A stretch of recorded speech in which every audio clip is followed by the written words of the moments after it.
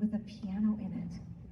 So, fun fact, one of the other cool things about this museum is that it had all, because Milan is also where the Last Supper is. Any of you been to see the Last Supper in Milan?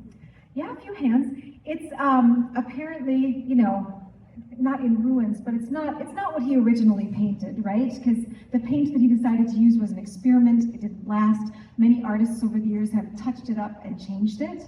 And this museum went through his notebooks and all his sketches, the sketches he made for the Last Supper, and they did a digital restoration of the Last Supper as they believe it looked when Da Vinci had finished painting it. So that's also one of my favorite moments in the whole thing is in the second movement called Practice, you see all these sketch drawings that he did of the Last Supper, and then you see the Last Supper as it looks today, and then it blends into this new digital image of what they think it looked like when he had finished painting it. And that entire movement called Practice, I wrote at that Airbnb in Milan.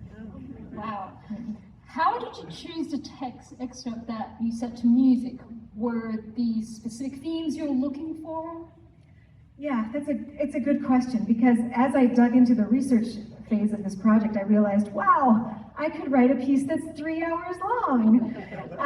And there's just so much to be inspired by with Da Vinci. So I really just had to pick and choose my favorites.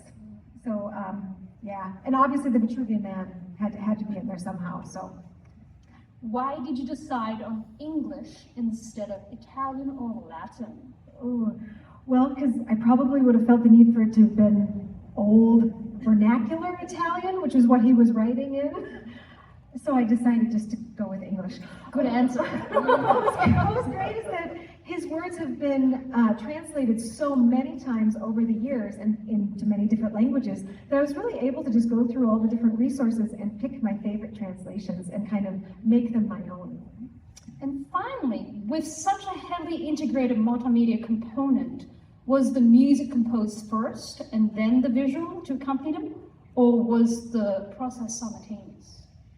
I would have loved for it to have been more simultaneous, but I really was writing most of the music and then giving it to my filmmakers to make the film. So I should definitely mention those two filmmakers.